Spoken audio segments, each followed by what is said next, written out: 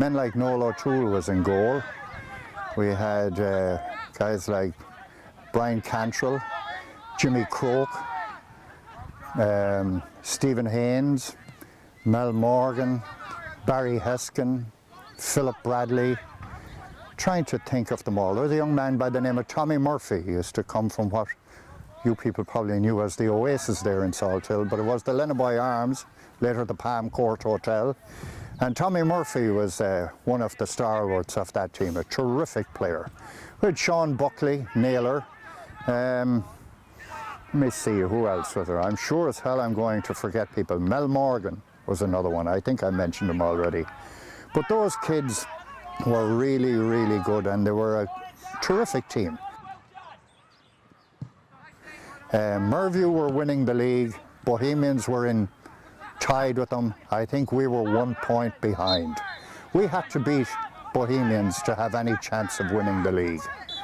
Merview, on the same night that we were playing Bohemians, were playing Renmore. If Merview won that game, they had won the league. If Renmore won that game against Merview and we lost or tied with Bohemians, Renmore would have won the league.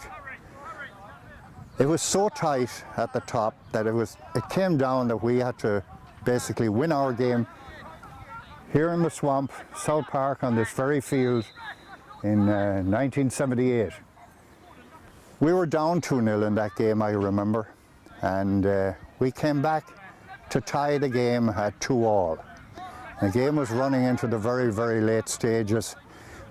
Very, very windy day here in the swamp, as it generally was. But it happened that Bohemians got a penalty, and this was going to be it.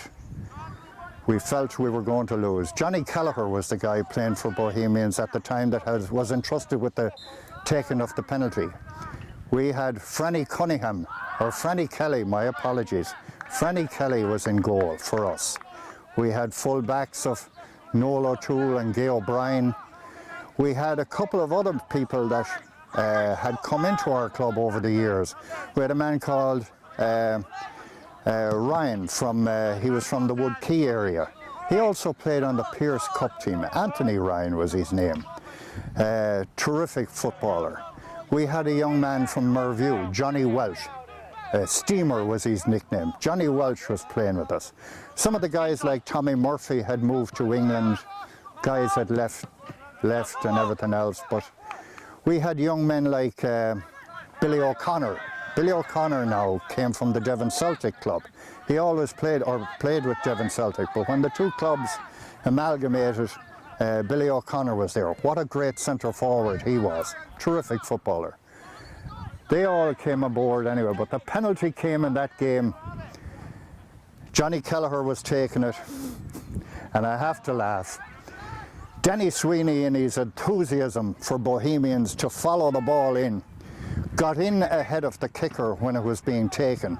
Johnny Kelleher scored, but the referee, who was Mike O'Connor from the West, decided penalty had to be retaken. Penalty was to be retaken anyway, and didn't Franny Kelly save the penalty. And we all went mad with delight the penalty was saved. Now, I don't know if this is true or not, but I've been very well told by members of the Bohemians club that Noel O'Toole, in his excitement, grabbed the ball out of Franny Kelly's hands and fonged it down the field with the wind. The wind carried it all the way down the field, and Mel Morgan chased it. The ball was actually, I believe, gone wide, but nobody could tell.